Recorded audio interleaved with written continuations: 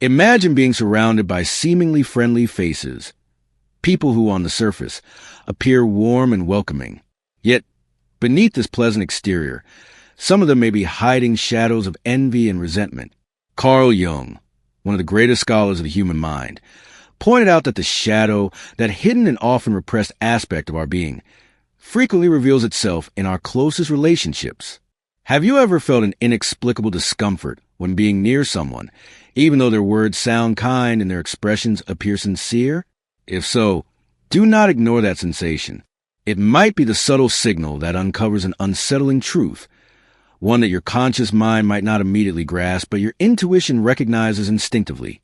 In this video, you will discover 8 undeniable signs that someone around you might be harboring deep-seated hatred toward you, even if they disguise it with great skill.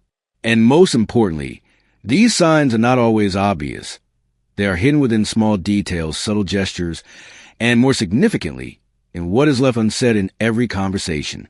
Stay vigilant, because the final sign could completely change the way you perceive the people around you. Prepare to dive deep into complexities of the human psyche and witness how masks can fall, even when someone is desperately trying to keep them in place. Carl Jung described a psychological phenomenon known as projection, and it could be happening in your life at this very moment. If you don't learn to recognize it, you may fall victim to its effects without even realizing it. Do not blink. Every second of this video contains a crucial clue, an answer to something you may not even know you need. Let's begin. The first sign, contempt disguised as irony. Carl Jung famously stated that what we despise the most in others is often a reflection of the parts of ourselves that we repress or refuse to acknowledge. This truth is at the heart of behavior that many overlook. Contempt hidden beneath the veil of irony. Have you ever met someone who constantly makes jokes at your expense, remarks that seem lighthearted on the surface but leave you feeling uneasy? Perhaps their humor is always laced with subtle sting, a barely perceptible undercurrent of hostility. These seemingly innocent comments, though masked as harmless teasing, are actually a powerful indication that someone close to you may harbor resentment, or even hatred, towards you. Many dismiss these remarks as just jokes, but the weight of what is said is no laughing matter. This is where Jung's concept of projection comes into play. When someone struggles to manage their own internal conflicts, they unconsciously project their insecurities, frustrations, and darker emotions on others, often onto the very people closest to them. Irony then becomes a passive weapon. Unlike direct aggression, which is easy to identify, this form of contempt is subtle, leaving you uncertain about whether or not you understood the true intention behind their words. And that is precisely where the danger lies. By tolerating these veiled attacks over time, you may unknowingly become a target of their negativity. To recognize this behavior, you must pay attention to patterns. A one-time joke might be meaningless, but a particular person consistently inserts disguised criticism into every conversation, especially when you achieve something noteworthy. It is time to reflect on their true intentions. Jung reminded us that the unconscious never lies. Sincerity inevitably seeps through the cracks of daily behavior. Ask yourself, are these comments coming from a place of kindness, or are they gradually chipping away at your self-esteem? Even if subtle, addressing these behaviors is essential for safeguarding your emotional well-being. The second sign, subtle sabotage. Carl Jung emphasized that human relationships are deeply influenced by unconscious forces. Sometimes, hostility does not manifest as direct confrontation. Instead, it takes the form of subtle acts of sabotage. Imagine you share an important project or personal goal with someone you trust. At first, they appear supportive, but then small mishaps begin to occur. Things go missing, mistakes happen, or they forget to do something crucial that affects your progress. Worse yet, they might offer advice that seems well-intentioned, but ultimately leads you off course. Initially, these occurrences might seem coincidental or harmless, but when they become repetitive, they reveal hidden intentions, often driven by envy, resentment, or subconscious desire to see you fail. Jung explained that such behaviors stem from the shadow, the part of ourselves that we do not wish to acknowledge. When left unchecked, this suppressed darkness finds expression externally, manifesting as passive-aggressive behaviors or subtle attempts to undermine others. Whether done consciously or unconsciously, sabotage is a telling sign of unspoken hostility. There are people who unconsciously project their own frustrations and limitations onto you, pulling you down with them, often without you even realizing it. These individuals, rather than facing their own internal struggles, externalize them, making you the target of their unresolved conflicts. They may disguise their negativity under the guise of busyness, superficial support, or even friendly advice, creating the illusion that they are on your side. However, beneath the surface, their words and actions subtly undermine your confidence, your goals, and even your sense of self. It is as if your success, happiness, or progress becomes intolerable to them because it starkly highlights what they believe they cannot achieve for themselves. Your growth serves as a painful reminder of their stagnation, and rather than being inspired by it, they feel threatened. Pay close attention to the small, seemingly insignificant ways in which this person subtly steers you off your path. These forms of sabotage are rarely obvious or direct.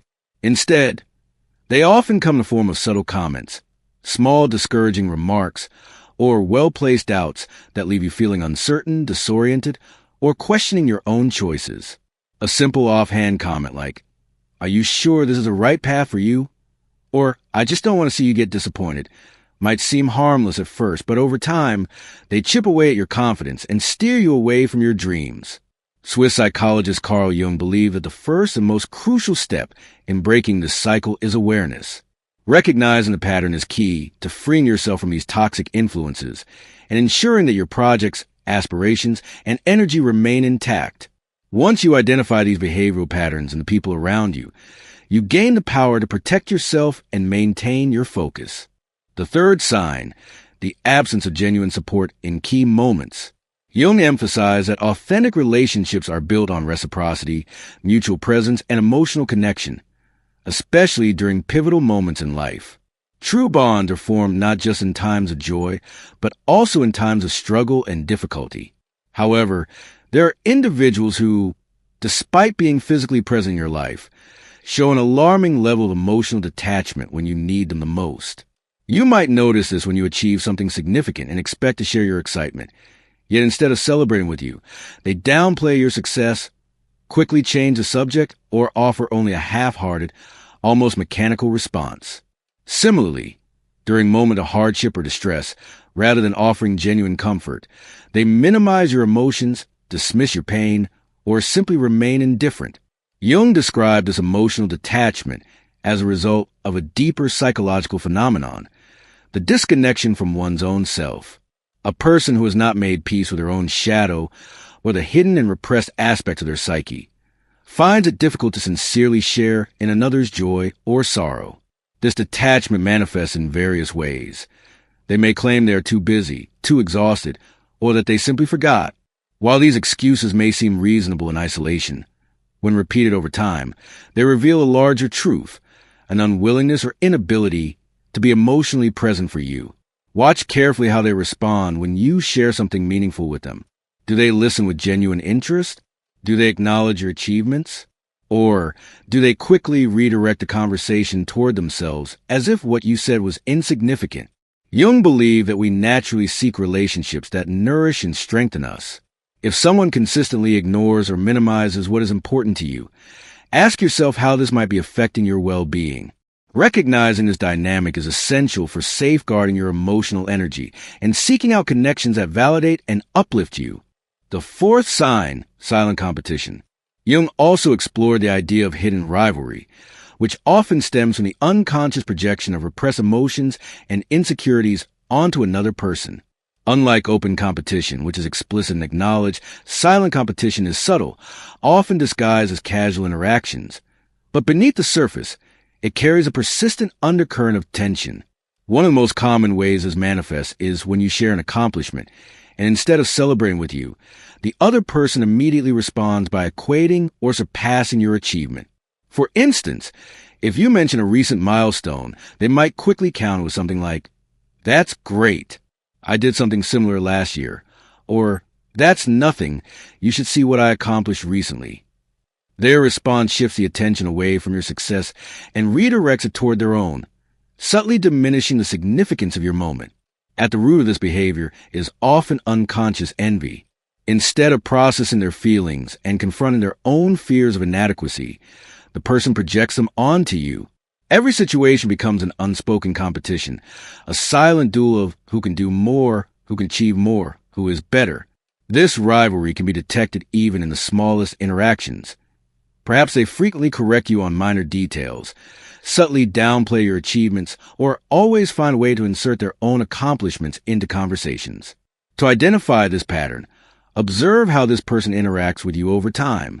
Do they frequently compare themselves to you? Do you feel an underlying sense of competition when talking to them? Do they always find a way to turn the focus back on themselves? If so, it is likely that you are caught in a silent battle of one-upmanship, a hidden competition that can drain your energy and prevent you from fully embracing your own success. Understanding these psychological dynamics gives you the power to distance yourself from toxic relationships and cultivate connections that support your personal growth. Recognizing these subtle but damaging behaviors is a first step toward protecting your energy, staying focused on your own path, and surrounding yourself with people who genuinely celebrate your victories rather than seeing them as threats. Carl Jung firmly believed that true personal development occurs when we become aware of our psychological projections and analyze how they influence our lives. If you recognize these subtle signs, it may be time to reassess how much energy you are investing in a particular relationship and whether it is draining you emotionally. One of these key indicators is the need to protect yourself from hidden emotional battles that exhaust you over time. Fifth indicator, the spread of distorted or critical information behind your back. Carl Jung frequently discussed the defense mechanisms that govern the human psyche, and malicious gossip is a clear example of shadow projection. When someone lacks the ability to manage their own insecurities or frustrations, they may unconsciously project them onto you, spreading distorted narratives or negative remarks behind your back. These individuals, whether knowingly or not, seek to undermine your reputation and social standing as a way to compensate for their inner instability. While these criticisms may not always be direct confrontations, they carry a subtle yet damaging undertone that plants seeds of doubt in those who hear them. This manipulation perception can erode your social connections, often without you even realizing it. If you notice a shift in how others treat you, vague and inconsistent rumors, or misinformation circulating about you, it's a sign that you may be the target of such behavior. Jung saw these patterns as manifestations of unresolved internal conflicts within the person spreading them. However, even if these issues originate within them, they can still affect you if left unaddressed. Confronting such situations with firmness and setting clear boundaries is essential for maintaining emotional well-being. Indirect attacks can accumulate over time, subtly infiltrating your daily life. Therefore, it's crucial to be assertive, clarify misunderstandings, and protect your peace of mind. Sixth indicator, the inability to recognize or celebrate your achievements. According to Jung, suppressed feelings of envy or resentment often reveal themselves through an inability to genuinely celebrate another person's success. Instead of offering heartfelt congratulations, a friend, colleague, or family member might respond with indifference, dismissive comments, or even an attempt to minimize the significance of your achievement. This emotional void becomes evident in moments that should be filled with shared joy. The absence of a sincere response or a reluctance to acknowledge your success often signals an underlying personal conflict. Jung suggested that people project onto others what they cannot accept within themselves. In this case, their discomfort with your accomplishments may stem from a deep-seated sense of personal failure or inadequacy. You may notice that this individual avoids discussing your success or quickly shift the conversation, implicitly signaling that your happiness is something they find difficult to acknowledge. If you frequently encounter coldness or disinterest when sharing positive news, it's a strong indicator of this psychological projection. Jung emphasized that these reactions are more reflective of the other person's inner struggles than of your own worth. Therefore, to safeguard your emotional well-being, it is crucial to remember that your value is not contingent on external validation. Surround yourself with those who genuinely celebrate your achievements and uplift your spirit rather than those who diminish it.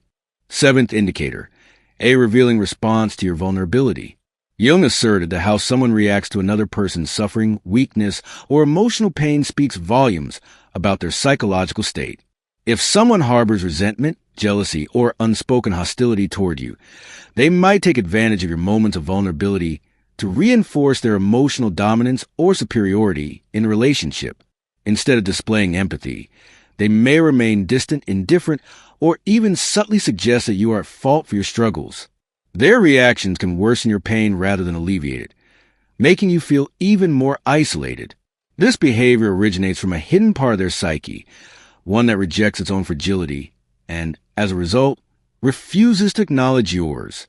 In some cases, this person may even appear annoyed or impatient with your suffering, treating it as an inconvenience rather than something deserving of understanding. This lack of warmth creates an emotional barrier that prevents genuine connection. To recognize this pattern, reflect on how this person responds when you face physical or emotional challenges. Do they offer real support, or do they try to downplay your experience?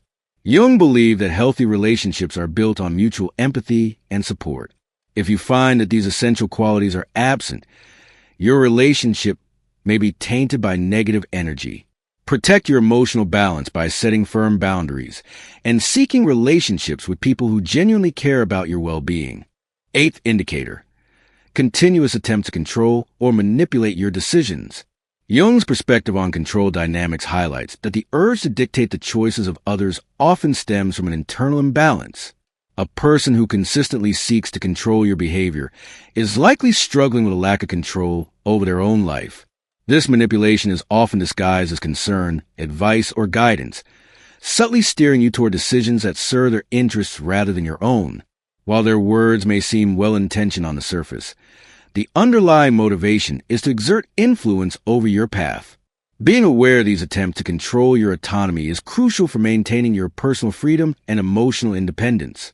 Jung emphasized that self-awareness is the key to recognizing when external pressures are interfering with your own growth. By standing firm in your choices and setting healthy boundaries, you can reclaim your power and ensure that your decisions reflect your true desires rather than the expectations imposed upon you by others. Often, this kind of intrusion is not overtly aggressive.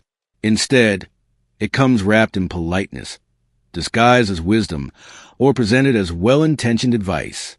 However, as Carl Jung pointed out, even if we do not consciously acknowledge it, our psyche is always capable of perceiving these subtle disruptions. The human mind is incredibly attuned to disharmony, even when we choose not to express it outwardly.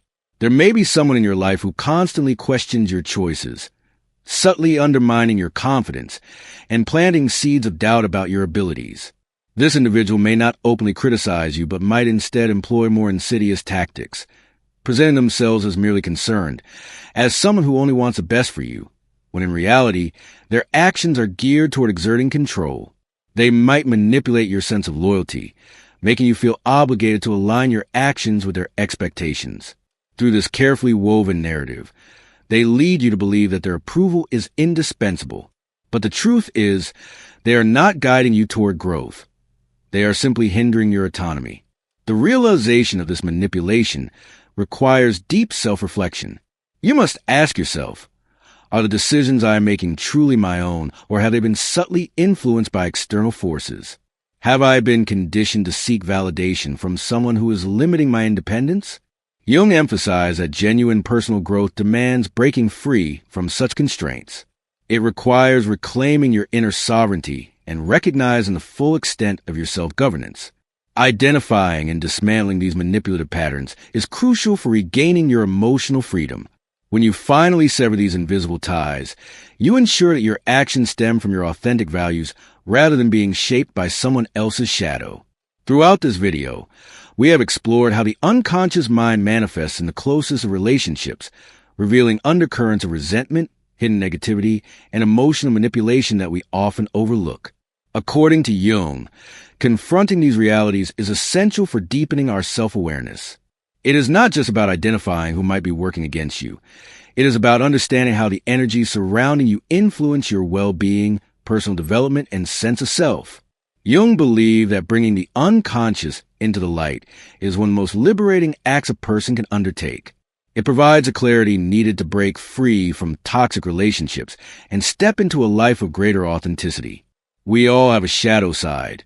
It is an inherent part of the human psyche, But what separates healthy relationships from destructive ones is a willingness to face these darker aspects with awareness and balance. If you recognize someone in your circle harboring negativity, you're faced with two choices: confrontation or distance. Jung famously said, "What you do not confront becomes your destiny." This means that avoiding these issues does not make them disappear. Rather, they continue to shape your life in ways you may not even realize. Therefore, it is vital to remain vigilant, to protect your emotional energy, and to cultivate relationships built on mutual respect and genuine reciprocity. If this video has provided you with clarity or has encouraged you to reassess your relationships, I invite you to subscribe, leave a like, as it greatly helps in spreading these insights. Here, you will find more profound reflections and valuable information to deepen your understanding of both yourself and the world around you.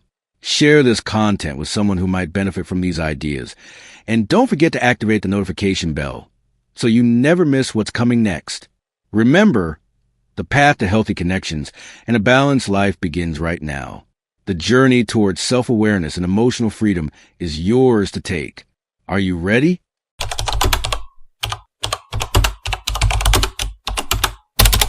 There is something you only come to understand when you reach 40, something the young cannot grasp, no matter how intelligent they may seem. It is not knowledge nor mere experience, but something far deeper and infinitely more valuable. Carl Jung, the Swiss thinker who explored the depths of the human psyche, discovered this truth by observing the transformation that appears once maturity begins to unfold. And what he found goes against everything we usually believe about youth and aging. Most assume that turning 40 marks the beginning of decline, that it is when you start losing things: energy, beauty, opportunities, time. But Jung saw the opposite. He noticed that at 40, you gain something impossible to have at 20, something that completely changes the way you live. And I am not talking about wisdom or maturity. Those are the obvious outcomes. I am speaking of something far more revolutionary, something society has completely forgotten, but which Jung identified as the true foundation of authentic fulfillment. To understand what you truly gain at 40, you must first recognize what you inevitably lose while being young. The young live inside an invisible prison, a prison built from expectations, social pressure, and a relentless urgency to prove their worth. At 20, every choice feels permanent, every mistake catastrophic, every rejection the end of the world. You live haunted by constant anxiety about the future and by an almost desperate hunger for external validation. The young are obsessed with constructing an identity, with finding their place in the world, with demonstrating that they matter. This obsession keeps them locked in a state of permanent tension. They can never completely relax because they are always performing for an invisible audience. Jung observed that youth confuses intensity with depth. They believe that because they feel everything so strongly, they are living more fully. But youthful intensity is like a fire that burns everything too quickly. It glows brightly, but it does not last. It does not create anything enduring. Youth is a time of frantic accumulation. You accumulate experiences, knowledge, contacts, achievements. But this accumulation comes at a cost: the inability to truly enjoy what you already possess. You are always looking forward, toward the next goal, the next level. Think back to your own youth. How often did you really enjoy the present moment without worrying about what would come next? Now, here comes Jung's revelation, the one that changes everything. When you reach 40, something fundamental shifts in your relationship with life. It is not that you have lost the capacity to dream or to desire. It is that you have gained something infinitely more precious: the capacity to discern. The young want everything. Those at 40 know what is worth wanting. This discernment is not pessimism or resignation. On the contrary, it is liberation. When you know what truly matters, you can direct all your energy there. You no longer waste time on things that add no real value to your life. Jung described this as the beginning of individuation, the state where the soul finds inner balance. But individuation is not passivity. It is the peace that comes from knowing exactly where to invest your being. It is the confidence born from having tried many things and knowing what truly works. By 40, you have experienced enough disappointment to understand that most of what society tells you to pursue are illusions. You have chased enough external goals to realize that happiness does not come from outside in. The young constantly seek extraordinary experiences. Those at 40 have discovered that the extraordinary lies in the depth of ordinary moments. They have learned to draw more pleasure from a single profound conversation than from 1,000 superficial adventures. Yet here is the hidden secret. This capacity for discernment gives you a power the young cannot imagine. The power to say no without guilt. The power to choose solitude over empty company. The power to value quality over quantity in everything you do. Modern society has created a dangerous myth that life begins to decline after 30. This myth is a lie designed to sell you products, services, and lifestyles you do not need. The truth is exactly the opposite. Life truly begins at 40, not because you have more resources or stability, but because at last you have clarity. Jung understood that maturity brings a unique ability, the gift of distinguishing between authentic pleasures and false ones. The young chase any stimulus that promises happiness. The mature know which pleasures actually nourish the soul. This distinction is revolutionary. It means that at 40, you can experience deeper satisfaction with less effort. You can find greater joy in the simplest things because you have cultivated the sensitivity to truly appreciate them. The young crave constant validation because their sense of worth depends on external sources. Those at 40 have developed an inner wellspring of validation. They no longer need others to confirm their value because they already know it. This emotional independence is liberating in a way impossible to explain to someone who has not yet lived it. It is the difference between begging for approval and offering your presence as a gift. But here lies the trap few recognize. Society programs you to feel shame about aging precisely because it does not want you to discover this power. It wants you to keep consuming, comparing, seeking external approval. A 40-year-old who knows their worth is far less manipulable than an insecure youth. Here is what Jung uncovered, a truth that changes the entire game. At 40, you have not lost the ability to feel intensely. You have gained the ability to feel selectively. You can now choose where to place your emotional energy instead of letting circumstances decide for you. The young feel everything with the same intensity because they have no filters. It is exhausting. The mature have developed refined filters that allow them to amplify what is worth feeling and diminish what has no value. This means that when you love at 40, you love more deeply than you did when you were young. When you feel excitement, it is because it truly deserves your excitement. When you choose to spend time with someone, it is because that person genuinely enriches your life. The paradox is fascinating. By becoming more selective, you become capable of more authentic connection. By reducing the number of things you care about, you increase the quality of your care.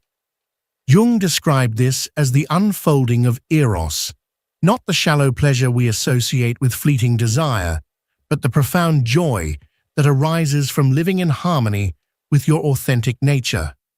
And this joy is only possible when you have lived enough to discover who you really are. The young are always trying to become someone. At 40, you can finally relax into simply being yourself. And this relaxation is not complacency. It is the ground from which real growth becomes possible. Consider for a moment how much energy you waste trying to be someone other than who you naturally are. Once you stop fighting against your own nature, all that energy is freed to create, to love, and to experience life in ways that were impossible while you were at war with yourself. So how can you begin to access this power before 40? Or how can you make the most of it if you are already there? Jung offered a simple but profound method. With every decision, ask yourself, does this bring me closer to inner wholeness or further away from it? It is not a question of comfort or ease, but of authenticity and inner peace. Begin to practice the art of conscious discrimination. Instead of automatically saying yes to everything that comes your way, cultivate the habit of pausing and reflecting. Does this opportunity, this relationship, this activity truly align with your deepest values? Most people never ask this question because they fear discovering they are living a life they never consciously chose. But this is precisely the liberation you need. Develop what Jung called true self-awareness. Not about being conservative or fearful, but about being strategic with your life. The most valuable resources you have are not money or time, but your attention and emotional energy. Spend them wisely. Cultivate relationships grounded in genuine affinity instead of convenience or status. At 40, you have no time to waste on superficial ties, which means you can invest more deeply in those that truly matter. Learn to find joy in simplicity without mistaking it for mediocrity. There is an enormous difference between a simple life chosen with awareness and a simple life imposed by lack of options. The first is liberation. The second is limitation.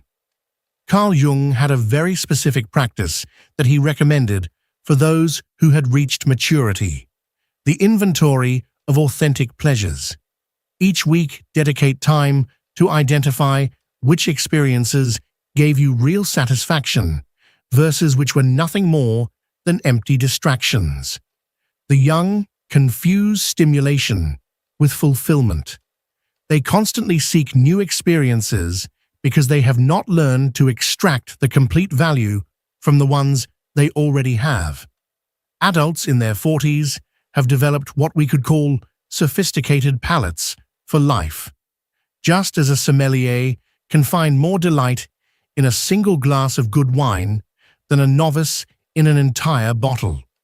A mature person can extract more joy from a deep conversation than a youth from an entire weekend of shallow diversions. This refinement of pleasure is not snobbery. It is emotional efficiency. When you know precisely what kinds of experiences nourish your soul, you can design a life that includes them regularly instead of chasing them desperately in rare moments. The 40s also bring you something that Jung considered essential: the ability to enjoy quality solitude. The young flee from being alone because solitude confronts them with questions about their identity they cannot yet answer.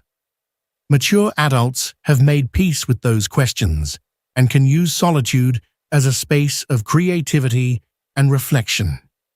This comfort with solitude frees you from relationships and activities you only seek in order to avoid being with yourself. You can choose company because you genuinely enjoy it, not because you need it to escape your own thoughts. But there is a specific ability that marks the difference between those who thrive after 40 and those who merely survive. This ability is the power to redefine success in your own terms instead of accepting the definitions others created for you. The young chase success through external metrics: money, status, recognition, power. Mature adults who have embraced Jung's wisdom define success completely differently, by the quality of their days, the depth of their relationships, and the alignment between values and actions. This redefinition is not rationalization of failure, it is evolution into a more sophisticated way of measuring a life truly lived. It is shifting from quantity to quality, from accumulation to appreciation, from external recognition to inner satisfaction. When you make this transition, something magical occurs. You stop competing in games you never chose to play. You stop measuring your worth by standards that never made you happy. You begin to live from your authentic center instead of from the expectations of others. The young live in the future, always chasing the next version of themselves. Mature adults have learned to inhabit the present fully, not because they abandoned growth, but because they understood that real growth accepts completely where you are now. This acceptance of the present gives you access to a kind of happiness impossible when you are constantly trying to escape your current reality. It is the difference between conditional happiness, I will be happy when, and unconditional happiness, I can find satisfaction in what is. Jung observed something fascinating about this transition. People who reached their 40s with this understanding developed what he called emotional self-sufficiency. It does not mean they need no one, but that their well-being does not depend on the approval or behavior of others. The young live emotional roller coasters because their inner state is at the mercy of external factors.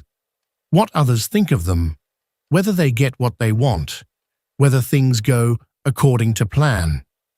Mature adults have developed an emotional stability that allows them to enjoy good moments without clinging desperately to them, and to pass through difficult ones without being destroyed by them. This stability is not coldness or indifference. It is the opposite. It is the ability to feel deeply without being dragged by the emotions.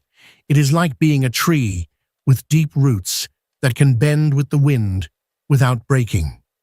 Moreover, by 40, you have accumulated enough cycles of pain and healing to understand something revolutionary, that suffering is temporary, but the capacity to overcome it is permanent. This understanding liberates you from the paralyzing fear that keeps the young trapped in comfort zones. The person who emerges from this transformation no longer needs to prove anything to anyone. Their worth is not in question. Their place in the world needs no justification. This silent confidence is magnetic in a way youthful arrogance can never be. What you truly gain at 40, according to the wisdom of Jung, is not consolation for lost youth. It is the prize for having lived long enough to distinguish between what only appears valuable and what really is. You have earned the freedom to be selective without being elitist, the capacity to say no without explanation, the power to choose depth over breadth, the wisdom to value tranquility over constant excitement. But there exists an additional dimension that Jung discovered while observing people in different stages of life. At 40, you develop what he called immunity to collective illusions. Fashions, trends, and social pressures that move the masses no longer affect you in the same way. The young are like leaves in the wind, constantly influenced by the latest cultural currents. Adults in their 40s are like rocks in the river. The water flows around them, but they maintain their shape and position, not because they are rigid, but because they have found their center of gravity. This immunity allows you to see the recurring patterns of society with crystalline clarity. You can observe how every generation believes its problems are unique, how every era convinces itself it is living unprecedented times, how the same human dynamics repeat with new disguises. This historical perspective does not make you cynical. It makes you wise. You can participate in life without being a victim of its temporary dramas. You can contribute to the world without being lost in its collective neuroses. The 40s also give you something Jung valued greatly: the ability to mentor without the need to control. You can share your wisdom without being attached to whether others follow it.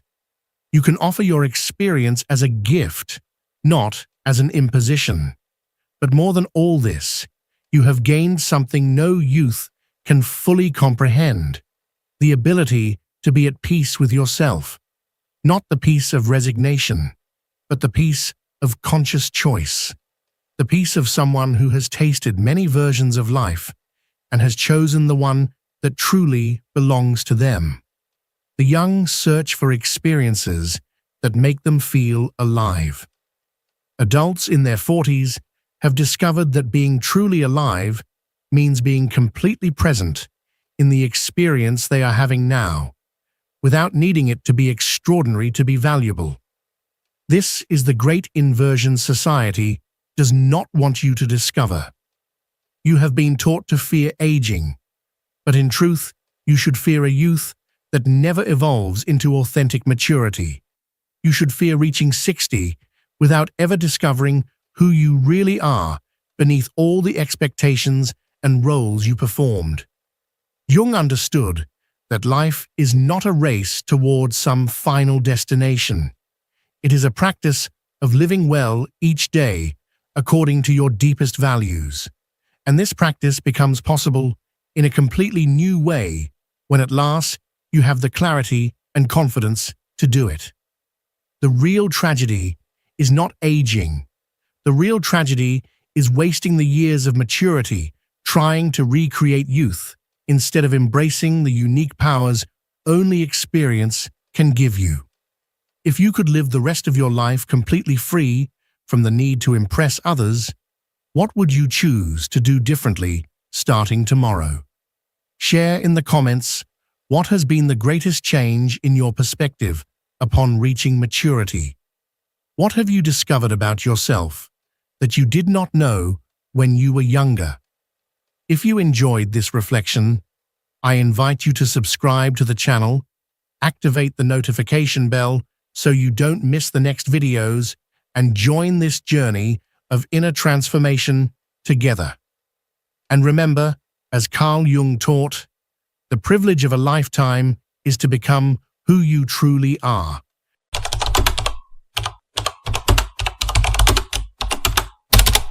And what if I told you that everything you believe you need to feel good is precisely what is weakening you? Have you ever wondered why you feel empty when someone doesn't reply, doesn't validate you, doesn't pay attention to you? It's because your mood depends so heavily on the external. This isn't coincidence. It's emotional addiction. And the most dangerous part of this addiction is that it carries no warnings. It doesn't destroy you all at once.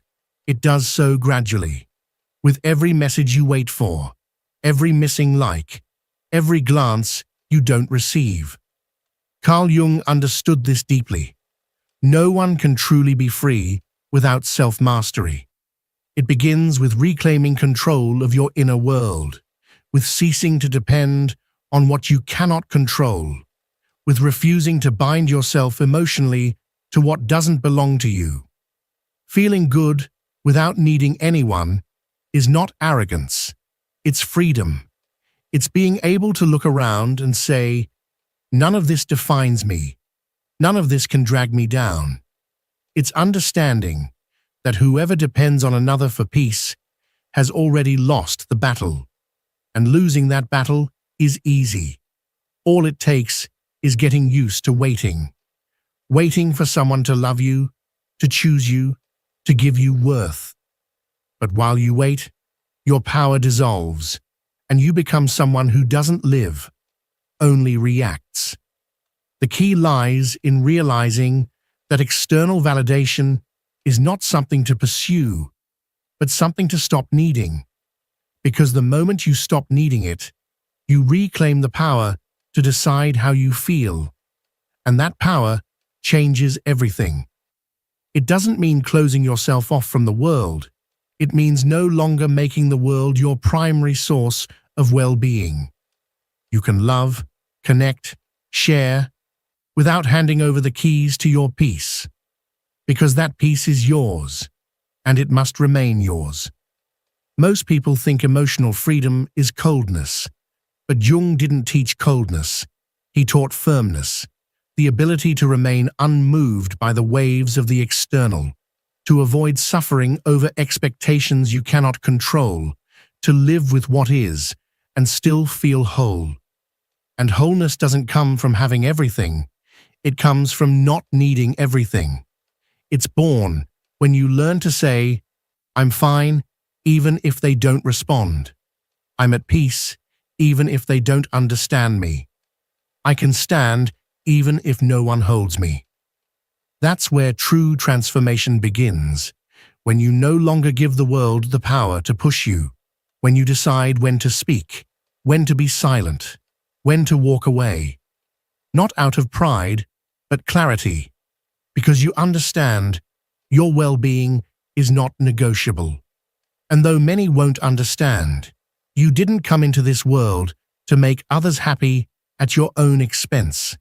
You came to own yourself, to never beg for space, love, or attention, to live with such integrity that no one can take from you what you never gave.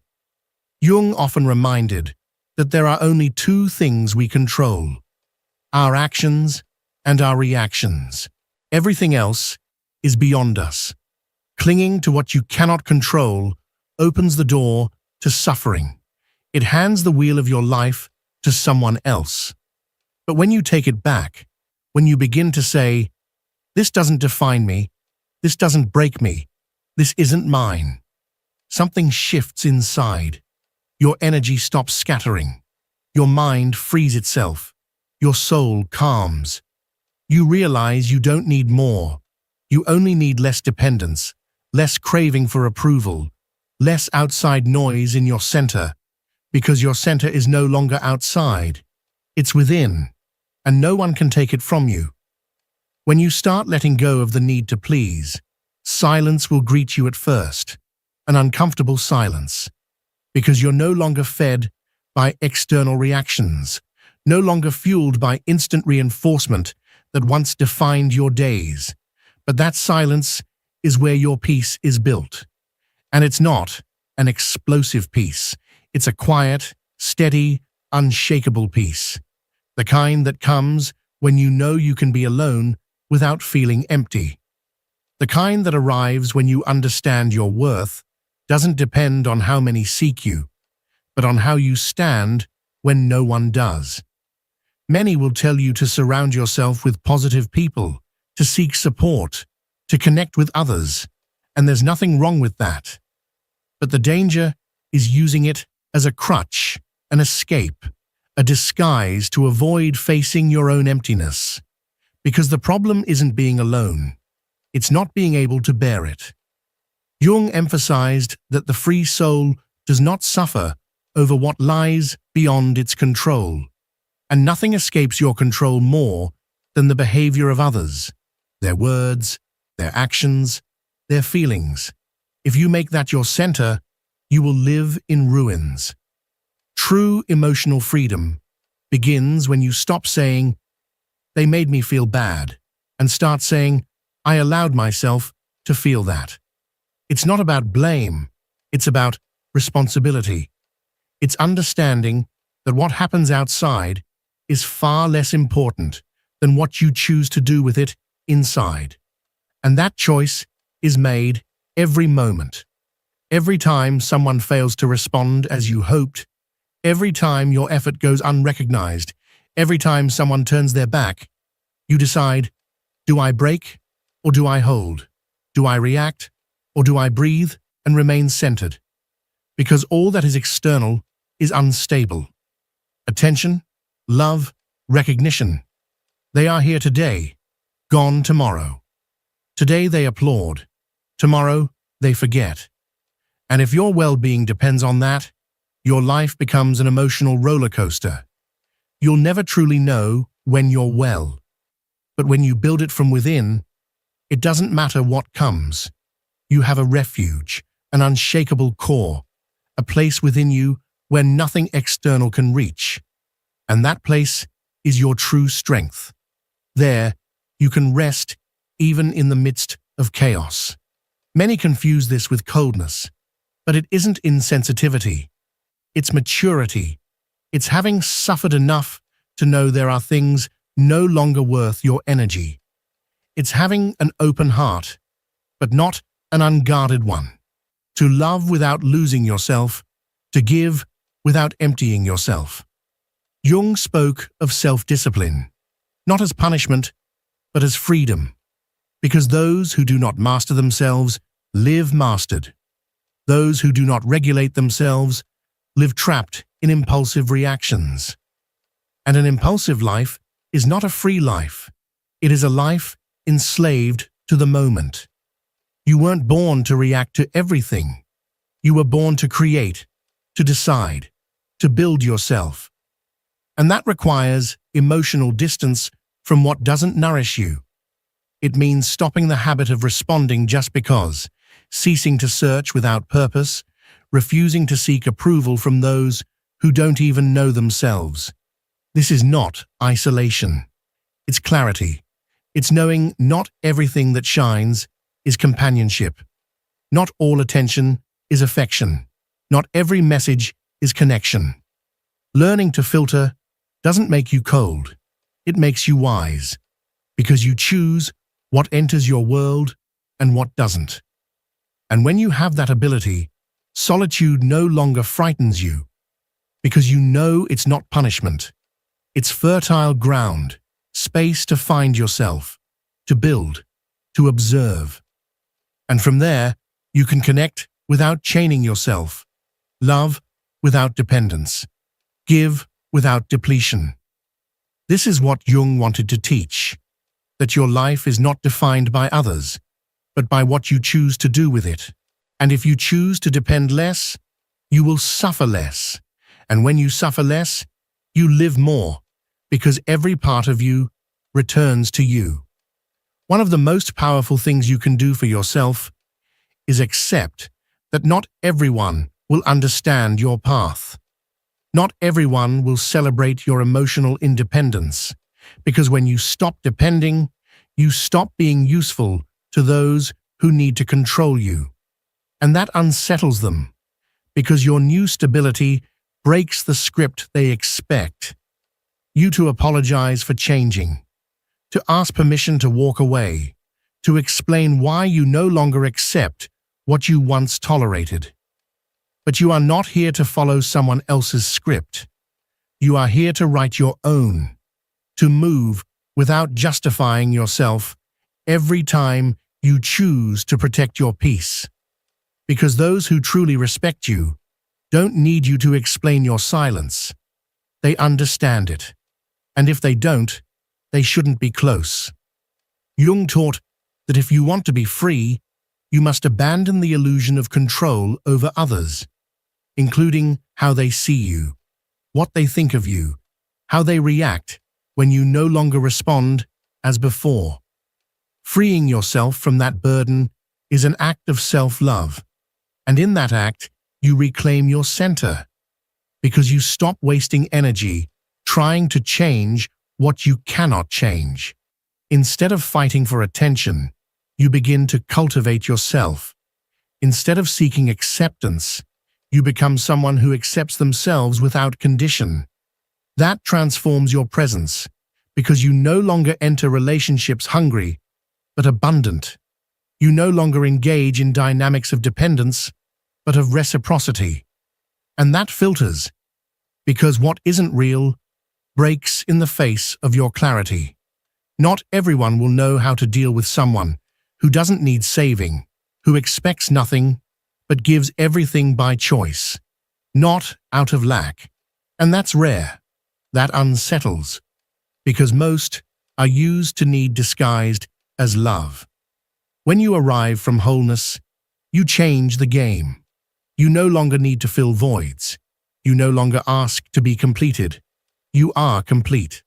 And from that wholeness, you can offer, share, build, without losing yourself in the process. It is understanding that being at peace with yourself will always be enough, because the truth is this: if you cannot bring happiness to yourself, no one else will ever be able to. And if you need someone to feel complete, you will never feel free. Only when you learn to enjoy your own company will you become truly invincible. The hardest part of no longer depending on someone is not the loneliness. It is leaving behind the version of yourself that believed you needed the other to feel okay. That part of you that fed on emotional scraps, that confused attention with love, that preferred having something, even if it hurt, over having nothing at all. But when you finally let it go, you experience a kind of raw freedom that feels frightening at first. You have no one to blame, no one to wait for, no one to hold responsible for your emotions. It's you, only you. And that is a truth very few are willing to face. Carl Jung would say that this is where true inner work begins, not in books, but in the daily practice of living without attachment, in observing your own thoughts, in mastering your impulses, in refusing to be carried away by the emotion of the moment, in holding yourself steady when everything around you pushes you to surrender. And do you know what happens when you succeed? Your life falls into place. What is not essential disappears. What is real remains. Because you are no longer vibrating from need, but from choice. You are no longer searching to fill emptiness. You are living from fullness. This does not mean it no longer hurts. Of course it hurts to lose bonds, to close chapters, to discover who was never truly with you. But that pain no longer drowns you. It awakens you, because you no longer see it as rejection, but as redirection. Every time you choose your peace over someone else's validation, you win. Every time you choose silence instead of a reactive answer, you grow. And every time you choose to stay with yourself instead of running to someone else out of habit, you heal. Life becomes a constant exercise in self-respect. You are no longer trying to please in order to be loved. You are loving yourself enough not to betray yourself. And that daily act makes you stronger, more grounded, more you.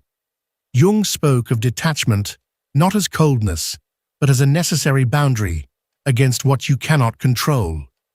Because at the end of the day, what do you gain by worrying about what you cannot influence? What do you build from clinging to the unstable? Nothing. You only wear yourself out. You only fragment. You only lose pieces of yourself trying to hold on to what cannot be held. And that is exactly what the world feeds on. Broken, dependent, easily manipulated people. Because someone who does not need themselves will end up needing everything else.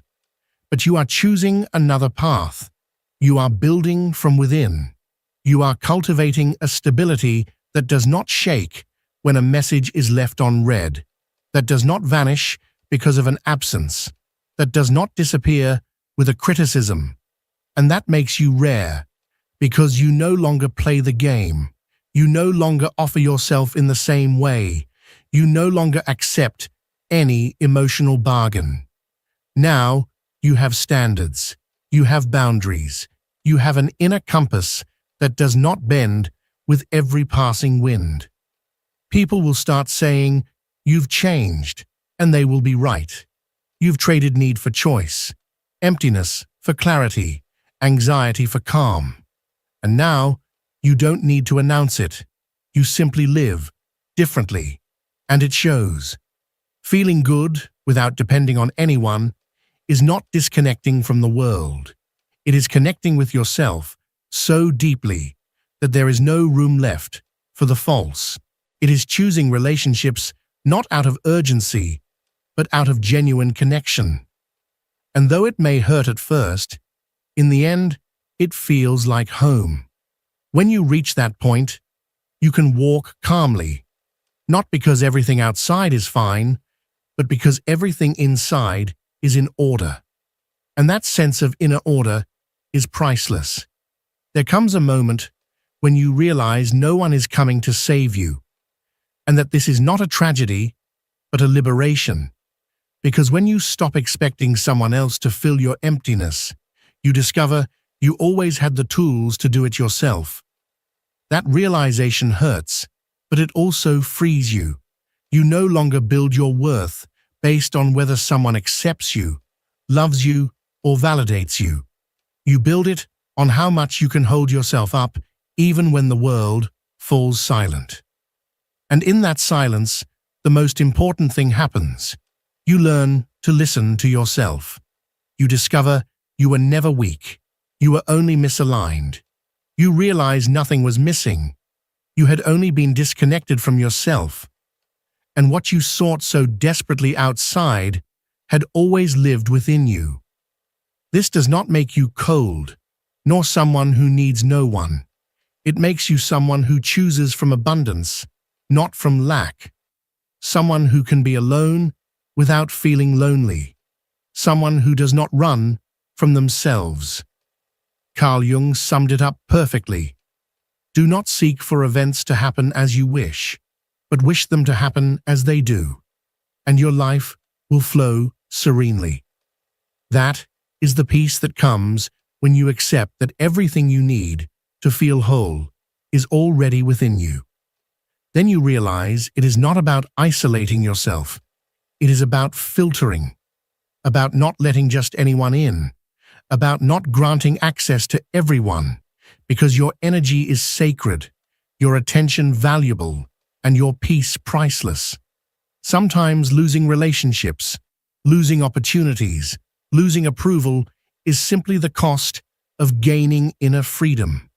And when you understand that, you stop mourning what leaves and start being grateful for what stays, your center, your clarity, your calm.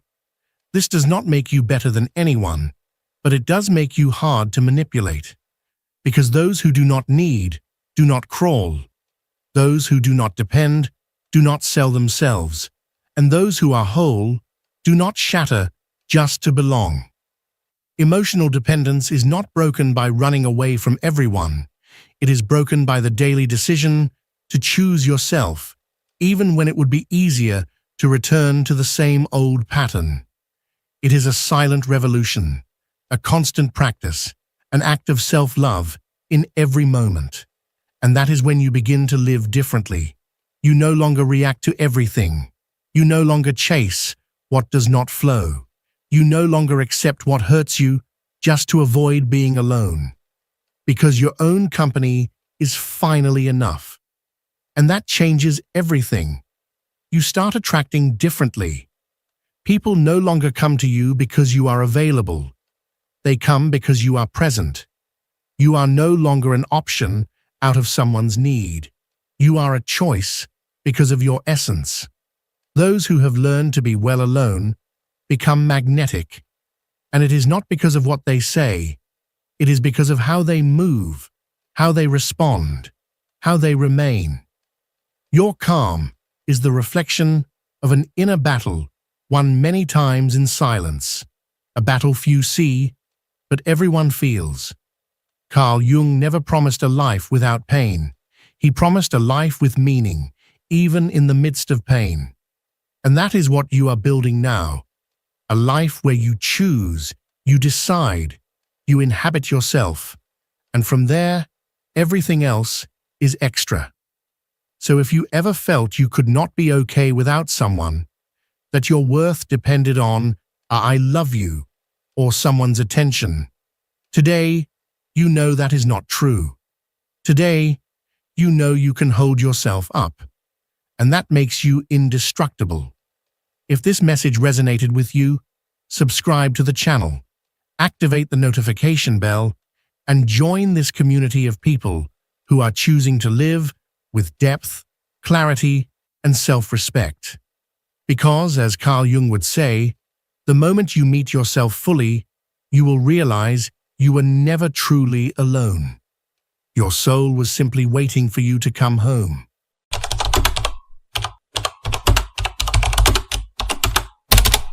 What if I told you that what you fear most about yourself is not a flaw, but the greatest secret you have been hiding? What if the reason you often feel exhausted, misunderstood, and out of place is not because there is something broken within you, but because you feel too deeply in a world designed to feel almost nothing? Think about that for a moment. Every day, you walk among people who only brush the surface of life, as if everything were a blurred reflection. But you move through it all. You feel the silences more than the words. You perceive the cracks behind the masks. You notice the invisible weight that others carry without admitting it. That intensity that pulls you in, that sometimes burns you, is exactly what sets you apart. But here is the real question. How much longer can you pretend not to see what you see, or not to feel what you feel? How much longer will you keep hiding your true self, just to fit into a society that demands you be flat, fast, and shallow? Let me warn you. What you're about to hear may make you uncomfortable. It may even scare you, because it is not meant to soothe you, but to tear away the blindfold from your eyes. And I promise you this, if you stay with me until the end, you will understand why your sensitivity is not your curse, but your greatest power. You will discover how to stop living it as a burden and begin to use it as the key that opens the door to a more authentic life.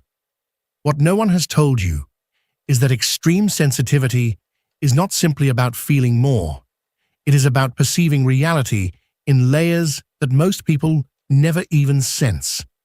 Where others only see the surface, you detect the most subtle vibrations, the overlooked details, the faint signals that reveal the truth behind every scene. And while this may sound like a gift, in a world that rushes blindly forward, it can feel like a constant torment. Because you don't just absorb emotions, you absorb tensions, hidden fears, falseness, disguised in smiles. You carry it all inside you, as if you were a magnet for the invisible. Haven't you noticed? You walk into a room, and without a word being spoken, you already know what is happening. You can feel who is uncomfortable, who is hiding anger, who is dead inside. Your brain and your body process more stimuli than they should. And this drains you even in moments when nothing seems to be happening at all. That is the trap. You live in a permanent state of alert because your nervous system never rests. And meanwhile, others cannot understand why you come home feeling as though you've run a marathon without moving an inch. This is where the first great wound of highly sensitive people appears: isolation. When you try to explain what you feel, most people look at you with disbelief, as if you were exaggerating, as if you were weak. So you learn to remain silent, to disguise it, to carry your intensity as if it were a shameful secret. Little by little, you build a mask to survive, but that mask becomes a prison. Outwardly, you live as others expect you to, but inwardly, you feel as though you are betraying your essence. And here is the unsettling part. That betrayal is not accidental. It is programmed by the very system we live in. Carl Jung explained it in a brutal way. What we repress within ourselves does not disappear. It hides in the shadow, and from there, it devours us little by little. When you repress your sensitivity, you do not extinguish it, you twist it. And what was once a source of connection with life transforms into anxiety, into chronic sadness, into a persistent sense of emptiness. That is the cost of trying to fit into a world that cannot tolerate depth. Have you ever asked yourself why society fears emotional depth so much? It is because depth is uncomfortable. Intensity exposes contradictions that everyone prefers to ignore. We live in a culture that applauds speed and punishes stillness, where superficiality is equated with success and reflection is branded as unproductive. And yet, with your way of feeling, you are an uncomfortable reminder of what others don't want to face, that beneath their mechanical routines lies a void that never gets filled. But here lies the key that almost no one ever mentions. The discomfort you stir in others is proof of your authenticity. Emotional depth is not meant to conform to a shallow society. It is meant to transcend it. The problem is not your intensity. The problem is the environment that tries to reduce it to ashes, and the solution will never be to bend yourself until you break, but to find or create spaces where your intensity has a rightful place to exist. Now let me ask you something unsettling. What would happen if you stopped repressing who you are? I'm not talking about small doses. I'm talking about unleashing the full energy within you, showing yourself as you truly feel, without filters and without masks. Yes, some people would walk away because they cannot handle that clarity, but others, those who have also been hiding for years, would recognize you instantly, because sensitivity, when it is not hidden, is contagious. It is like a light that allows others to remember that they are not alone in their own intensity. And here is the haunting twist. Most of the people you admire for their art, their creativity, or their vision were once misunderstood for this very reason. Do you really think that Kafka, Van Gogh, Virginia Woolf, or Nietzsche were normal in the way they perceived the world? No. What was unbearable for them was unacceptable for society. And yet, when they stopped hiding and transformed that pain into expression, they became eternal references.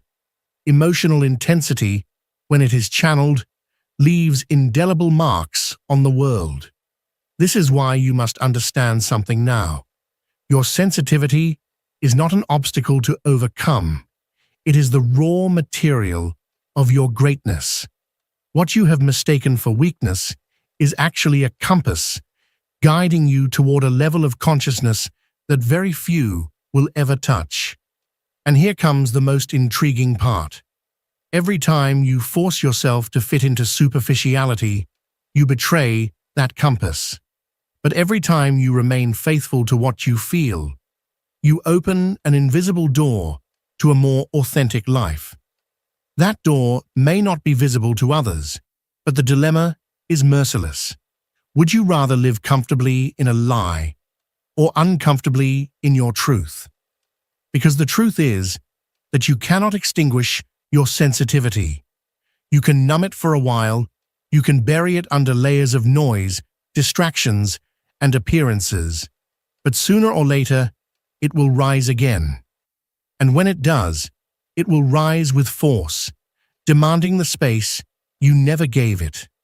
That moment can either destroy you or set you free. The choice depends on what you decide now. And here is a warning few dare to speak. The more you repress your essence, the more fragmented you become. And the more fragmented you are, the easier it is for the system to manipulate you, because it feeds on your disconnection. Society doesn't want you to think too much, to feel too much, to question too much. It wants you distracted, fast, obedient. But you were not born for that. Your sensitivity is proof that your consciousness is awake, and that is the greatest threat to a world built on superficiality. And now comes the promise I made to you at the beginning. Stay with me until the end, because I will show you how to transform this sensitivity that you see as a weight into the greatest of your strengths. You are going to discover how to stop living it as a sentence and start using it as a silent weapon to free yourself from the pressure to conform. You will come to understand why feeling deeply is not a mistake, but the undeniable proof that you are more alive than most. People think sensitivity is purely emotional, as if it were only about feeling sadness, joy, or anger with greater intensity. But what almost no one realizes is that this depth also affects your perception, your way of interpreting reality in all its detail. It is as if your mind were equipped with a magnifying glass you cannot turn off, forcing you to see cracks where others only see smooth walls. And yes, that excess of perception has a cost. You live with an overstimulated mind, capturing every stimulus, every vibration, every gesture, until even the smallest detail becomes an entire universe inside you. This creates a fascinating paradox. While others move blindly, almost numbed to their own existence, you gather an overwhelming amount of emotional and sensory information. But unlike them, your mind does not discard it. It stores it, organizes it, dissects it, and interprets it with a precision that most people cannot begin to imagine. This heightened awareness allows you to perceive connections that slip unnoticed by the majority. That is why so many highly sensitive individuals develop an intuition that seems almost otherworldly, as if they could anticipate events before they unfold. It is not magic. It is sensitivity in action, the ability to detect patterns invisible to others, to sense hidden threads that weave reality together. And yet, how does the world usually treat this quality? It is minimized, mocked, labeled as exaggeration or paranoia. Here lies one of the great dilemmas of those who feel too deeply. You begin to mistrust your own perception. When you insist on what you see and others dismiss it, you eventually begin to doubt yourself. That self-deception is devastating because it turns your greatest gift into your greatest insecurity. And when the mind betrays what it knows to be true, it begins to fracture. Carl Jung once described this with brutal clarity. Neurosis is the suffering of a soul that has not found its meaning.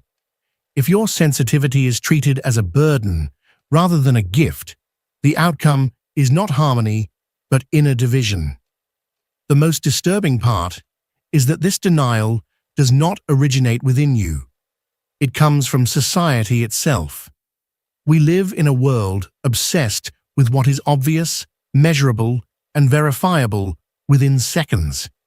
Your capacity to perceive the invisible makes others uncomfortable because it reminds them that there are dimensions of existence they neither control nor understand. And how does society usually react to what it cannot understand? It ridicules it. It reduces it to convenient labels: exaggerated, dramatic, intense. These words act as blunt weapons, designed not to explain you, but to tame what cannot be explained. But here is the truth no one dares to say.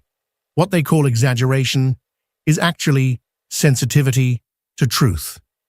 You perceive what others deny, and that kind of clarity cannot be bought, imitated, or silenced. However, that clarity comes with a sacrifice, the willingness to live surrounded by misunderstanding. And that sacrifice can lead to two radically different paths. You either become a prisoner of your perception, suffocated by it, or you learn to master it until it becomes your most dangerous strength. Imagine this for a moment. Each time you feel your own intensity crushing you, it is not because you are weak.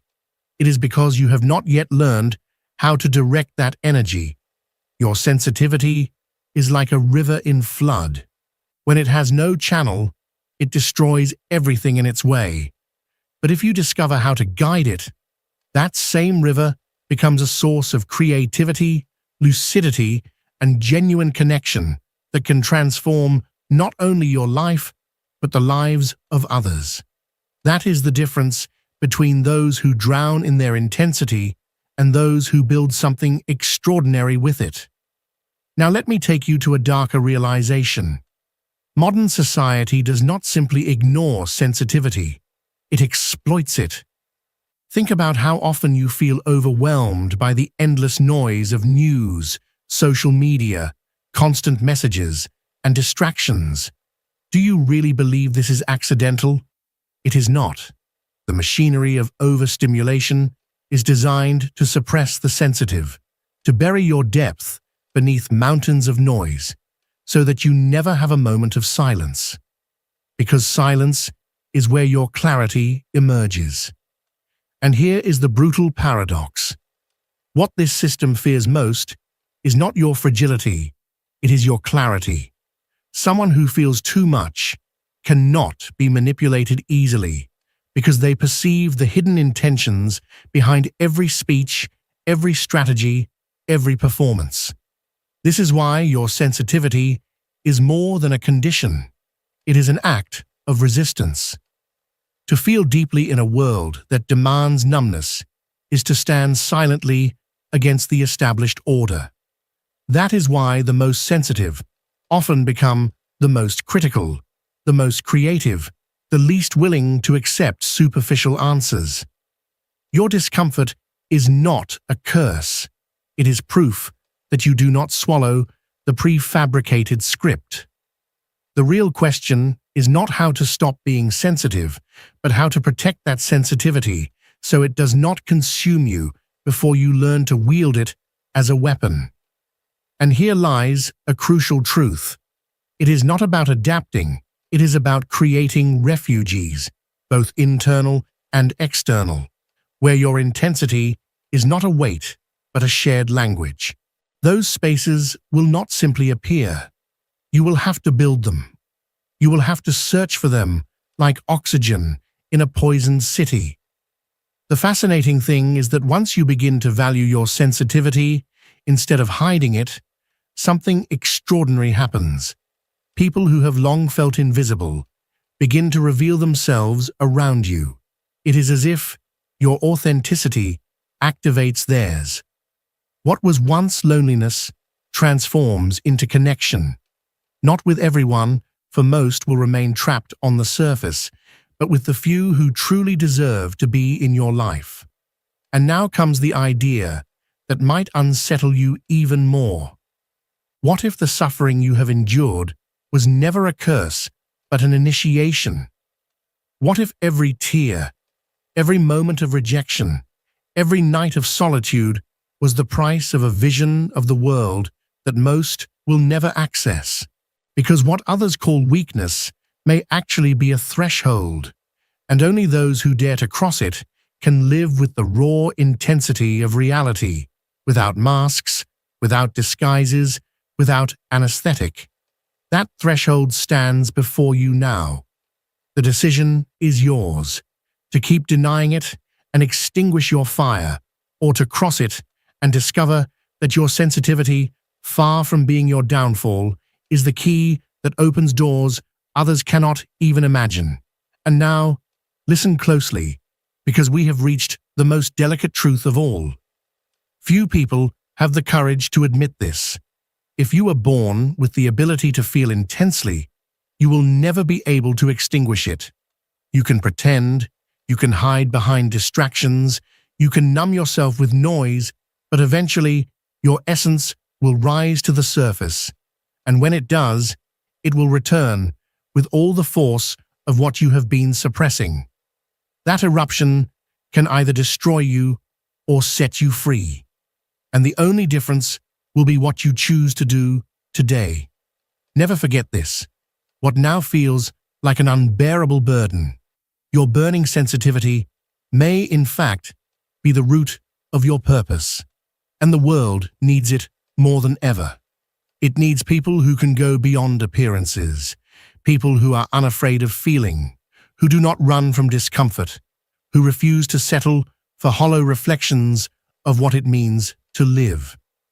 Your depth is not a defect. It is evidence that you carry within you a form of consciousness that transcends the ordinary. And here is the message I want to engrave in your mind. Do not try to heal your sensitivity by extinguishing it. Heal it by embracing it.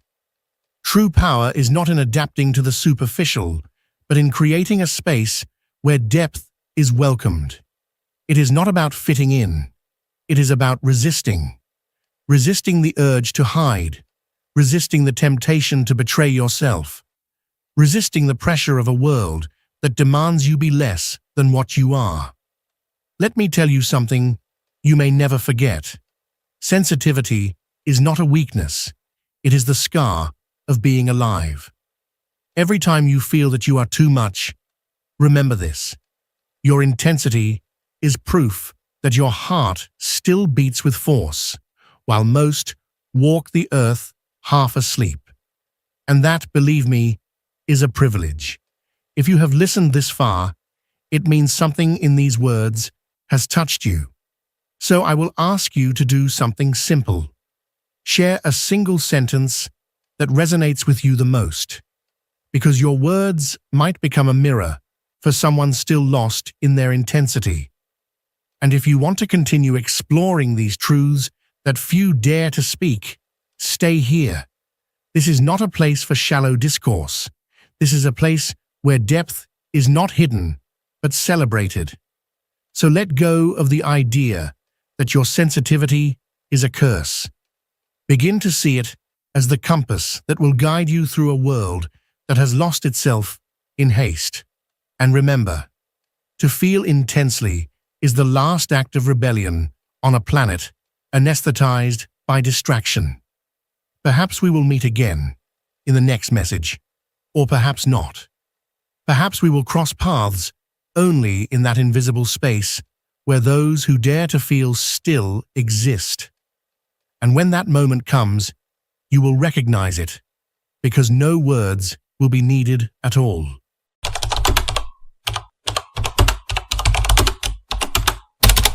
Take a deep breath. If you are here, it's because a part of you already knows. You can't stay where you are, but something inside insists on building solid explanations to remain. It's not a lack of intelligence or strength. It's a psychological labyrinth with walls painted by your own unconscious. Today, I will show you, one by one, the 5 inner traps that keep you stuck, and I will give you concrete tools to dismantle them from the root. I won't speak to you about others or distant anecdotes. I will speak to you directly about what is happening within you, about what deep psychology reveals when you tear off the mask and look straight ahead. If you stay with me until the end, you will begin to recognize the signs, feel the weight that has been holding you back, and most importantly, learn how to listen to the voice beneath the noise. That voice will show you how to walk out of the labyrinth without destroying yourself in the process. There's a truth that tends to unsettle us. Love without consciousness becomes a distorted mirror. You're not bound by the other person. You're bound by your inner images, those living figures emerging from the depths, seeking completion outside. Imagine for a moment that your mind is a silent theater. On the stage sits your conscious self, watching, judging, deciding. But behind the curtain, the invisible stagehands, affective complexes, archetypes, unassimilated desires, fragments of memory, continue to move the scenery. When you fail to recognize them, they choose for you, with an efficiency that is almost frightening. That's why you stay even when it hurts. That's why you convince yourself that this time it will be different, and yet the same play repeats with an identical script. Today, you are going to rewrite that script. The first illusion: confusing projection with love. Projection means seeing outside what actually lives inside without realizing it. It's not a moral error. It's an automatic mechanism of the psyche. Your unconscious takes contents charged with energy, desires, ideals, fears, and casts them upon someone as if that person were a screen. When you stay with someone who's not good for you, often you're not loving the real person. You're loving a mental image illuminated by your own psychic energy. That's why what once felt magical begins to fade. The screen no longer reflects the light you yourself projected. So you turn up the volume of hope. You tell yourself you just need patience and renew your contract with illusion. How do you break this spell? First, observe the direction of the spotlight. Ask yourself, which specific trait fascinates or disturbs me disproportionately? Describe it precisely, as if you were an artisan carving it into stone. Not, I'm drawn to their energy, but I'm captivated by their defiant silence. Or, I'm obsessed with their independence. Second, take that trait and ask yourself, where does this live within me, and why am I not using it? Perhaps you crave your own fertile silence, that ability to stand firm without asking for permission. Perhaps you long for your own independence, still unclaimed. Projection weakens the moment you reclaim the quality as your own. Third, practice a brief active imagination. Close your eyes. Visualize that trait as a symbol, a key, a torch, a door, and bring it to your chest. Breathe 3 times and quietly say, this attribute belongs to me. I cultivate it within. Don't wait for fireworks. What matters is the conscious repetition. With time, you'll stop seeing that quality as someone else's miracle and start watching it bloom from within your own field. When the light returns to its source, the screen loses its power. The second illusion: rationalizing the repetition of a complex. A complex is an emotional knot with its own story. It doesn't need permission to activate. A word, a gesture, a silence. And the knot awakens, takes the wheel, and makes you react. You're not weak for having complexes. You have them because you're alive. The problem begins when you create elegant narratives to justify choices that cause you pain. I'm learning patience, you say, but in truth, you're repeating a hidden pattern of abandonment. I'm practicing forgiveness, you claim, but maybe you're tolerating indifference. The same indifference that mirrors your past. The complex demands repetition to sustain its existence. How do you step out of the loop? Identify the phrase you use to excuse your pain and write it down exactly as it sounds. Then rewrite it neutrally, without adjectives, as if you were a notary. When X behavior occurs, I stay and I say why. Then add a question: what psychological need does this behavior satisfy? It might be the illusion of control, the wish to symbolically heal an old wound, or the fear of being alone. Name the need and place it on the table. Draw a clear boundary in one line. If X happens, I will do Y, without justification. Repeat it aloud until it feels natural. Don't debate the boundary with your mask. Anchor it in your breath. When the moment comes, your body will know what to do. The shadow, once embraced, becomes a guardian that leads you back to center. The fourth illusion: confusing attachment and fear with destiny. Sometimes coincidences, chance encounters, and intense emotions are interpreted as fate. It had to be. The psyche craves meaning, and when it can't find it, it creates it from fragments. This doesn't invalidate the depth of your experience. It warns you that meaning can also intoxicate. When emotion rises, symbolic thinking accelerates. Every echo becomes confirmation. That fever of destiny convinces you to wait for another round, to forgive without discernment, to postpone what's necessary. To walk through that fog, you need grounding, a reality test. Pause. Observe your body. Ask, is this expansion or contraction? Is it vitality or anxiety disguised as destiny? Your body never lies. Bring your awareness back to your senses. The texture of the air, the sound of your breath, the rhythm of your heartbeat. Reality, in its simplicity, becomes an anchor. Every time you return to presence, the spell of destiny weakens.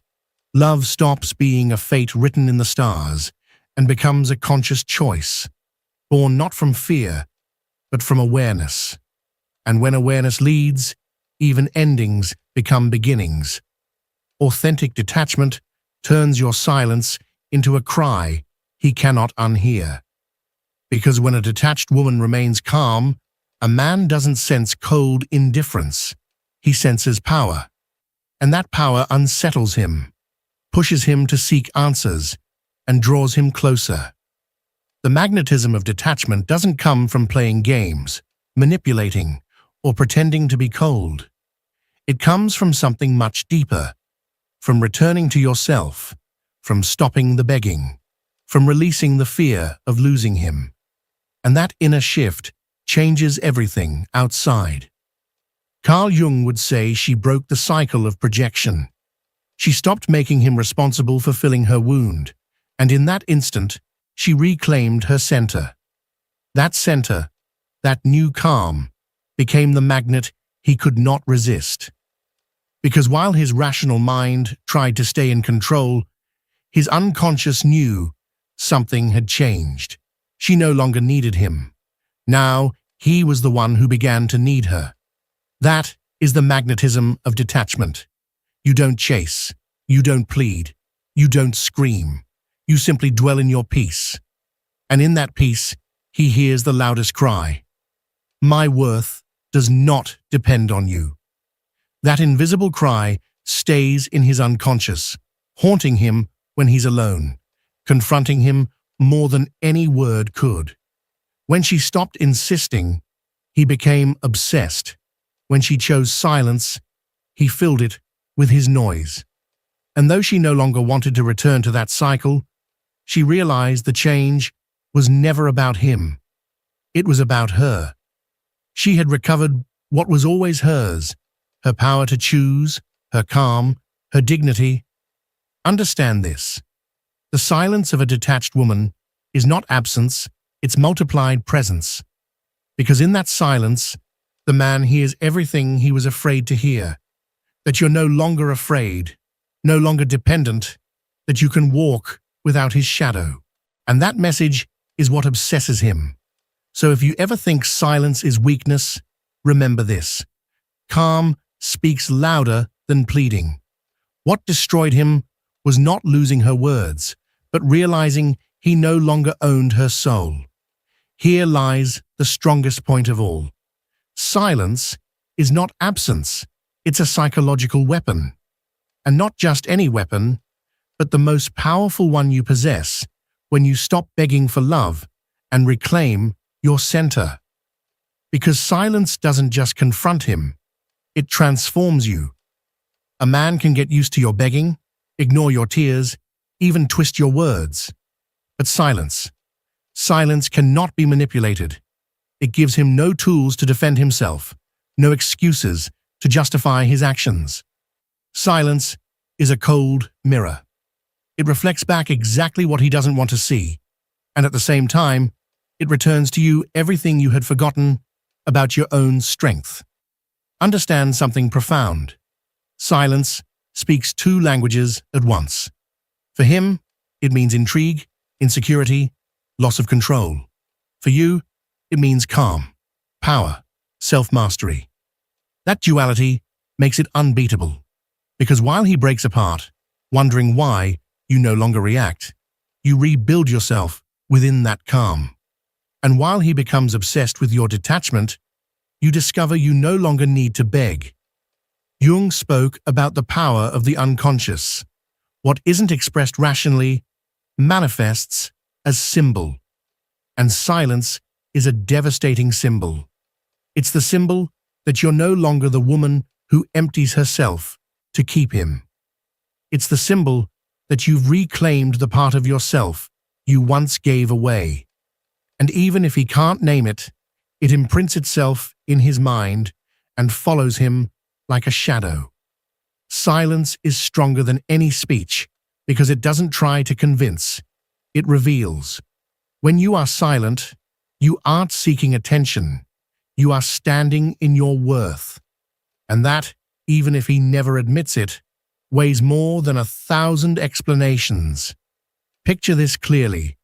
A woman who, after years of useless arguments, decides to remain calm, not because she's given up, but because she's chosen not to exhaust herself anymore. He provokes her, waiting for her reaction, but she doesn't fall. She maintains her peace, her center, her dignity. What does he feel? A mix of frustration and admiration. Frustration because he no longer controls her. Admiration because deep down, he recognizes that inner strength is more powerful than any scream. That is the effect of conscious silence. It turns your calm into a message impossible to ignore. And here's the brutal truth. Silence is contagious. When you choose to remain silent with firmness, the atmosphere changes, your energy rises, your presence becomes undeniable. And even if he doesn't understand it, he starts to adjust to that new frequency. Maybe he tries to fill it with noise. Maybe he tries to provoke you to regain lost ground. But in the end, the weight of your calm will always be stronger than the noise of his ego. This is where many go wrong. They think silence is a strategy to manipulate him. But real silence is not used against him. It is used for you. It's the decision to stop spending your energy proving what you already are. And that decision may touch him, yes, but above all, it transforms you. Because here lies the revelation.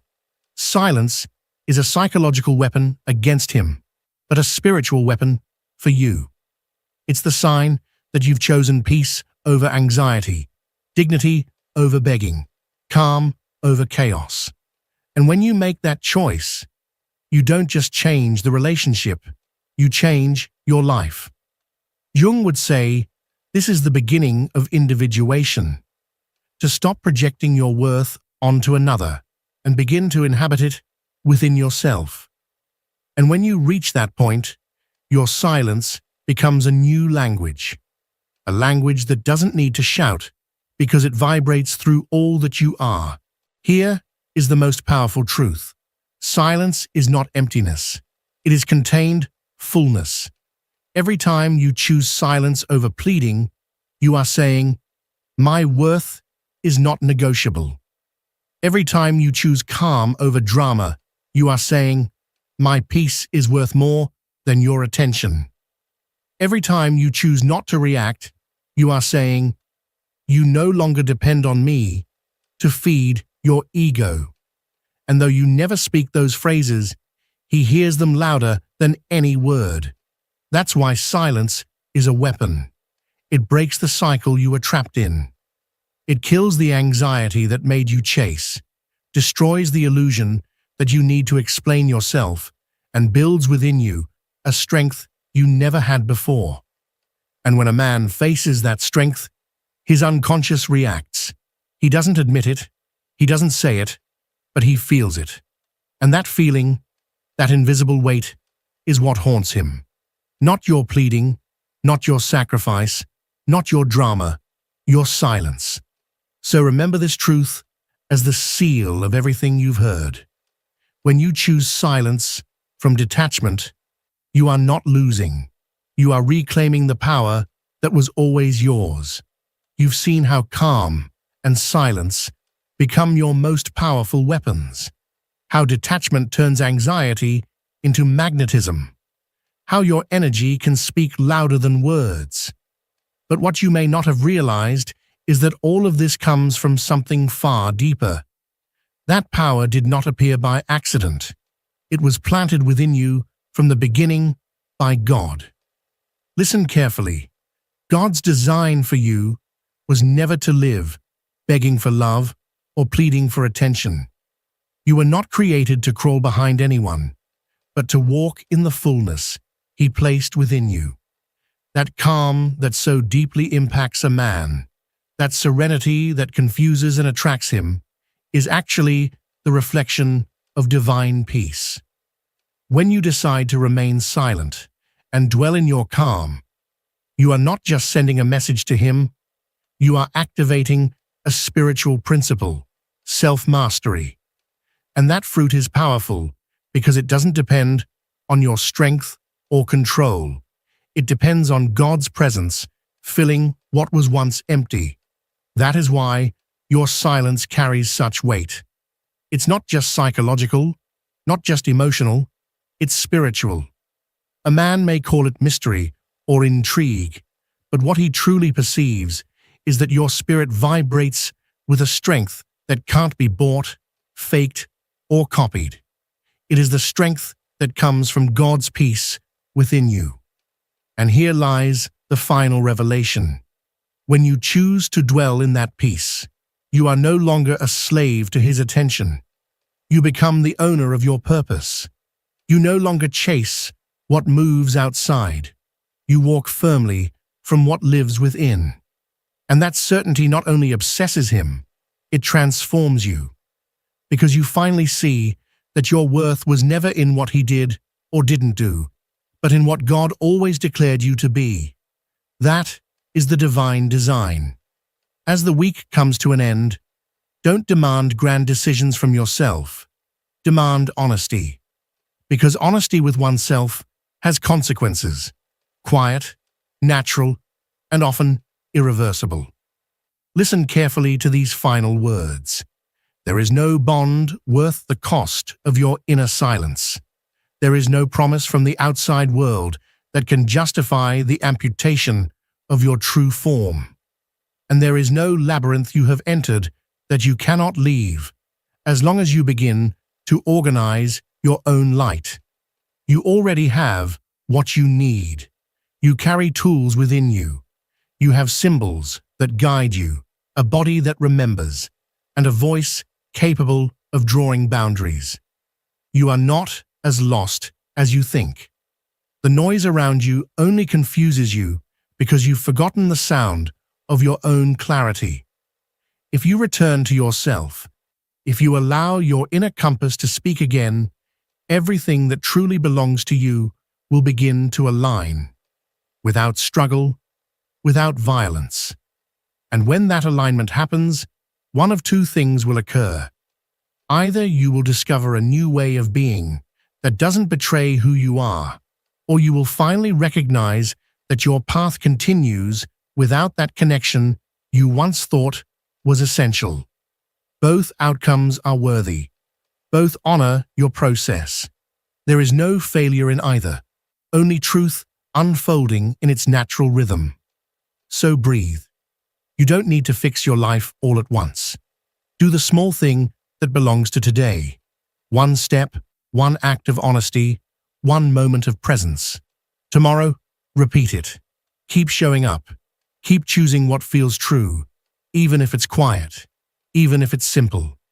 Because life, in its mysterious precision, rearranges itself around those who choose authenticity.